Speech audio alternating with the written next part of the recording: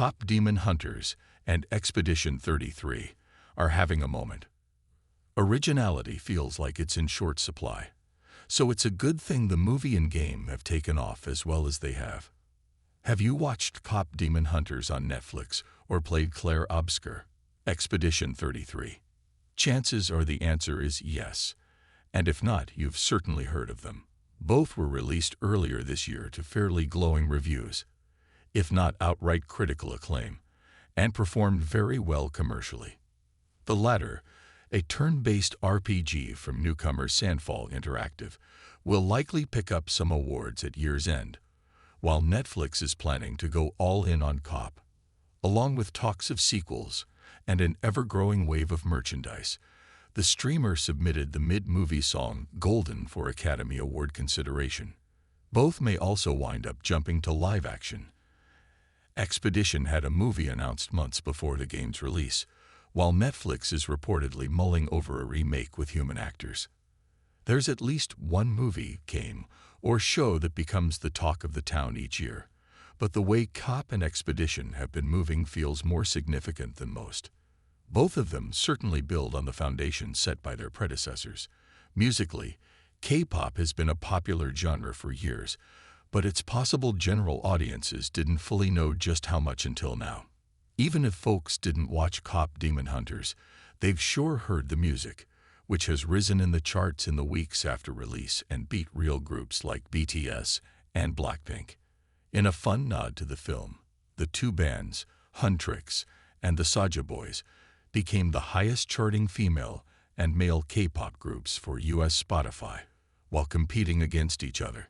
Several prominent artists in the genre have reacted to or covered the film's music, which has also become a viral sensation in Korea. Even before that point, viewers had cop fever the moment the credits rolled and immediately demanded Netflix greenlight a sequel and shared their ideas for a TV spin-off. Meanwhile, Expedition 33 was built on the back of decades' worth of turn-based RPGs made in Japan, from heavy hitters like Final Fantasy and Persona to modern cult classics Blue Dragon and Lost Odyssey. Whether you knew the influences or not, that didn't stop the game from feeling like a breath of fresh air.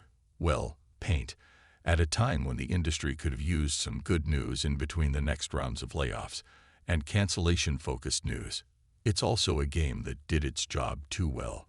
Between bad faith actors and a general need to deify Sandfall for making a strong debut title, the RPG has become overwhelmed by discussions about what its success could and should mean for the industry, and more pointedly, the ever-evolving Final Fantasy franchise, whose mainline installments have taken more of a real-time combat focus that subsequently smothered any real talks about its mechanics or late-game narrative swerves. Sandfall's kept its head down and focused on updating the game, and probably its next project next, so it's hard to know how much of this has gone to their heads, for better and worse. For folks hoping for some originality, Cop Demon Hunters and Expedition 33 couldn't have come at a better time.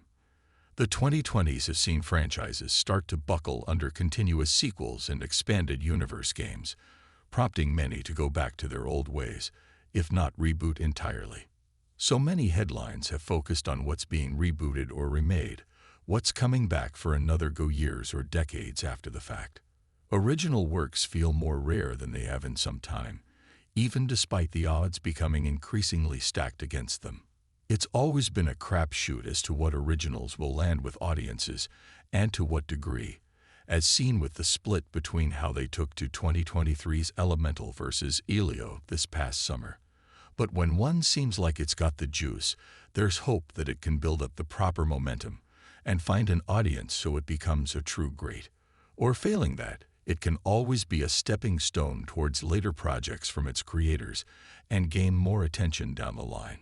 Netflix will get to fulfill several of its K-pop-related ambitions, and if Sandfall ever makes an Expedition sequel, players will be all over it. But the most interesting thing about them is seeing the shadow they'll have both cast years after the fact and what new creations come to follow in its footsteps. And if what comes next looks, sounds, and plays as great as what inspired them or finds their own voice, It'll all have been worth it.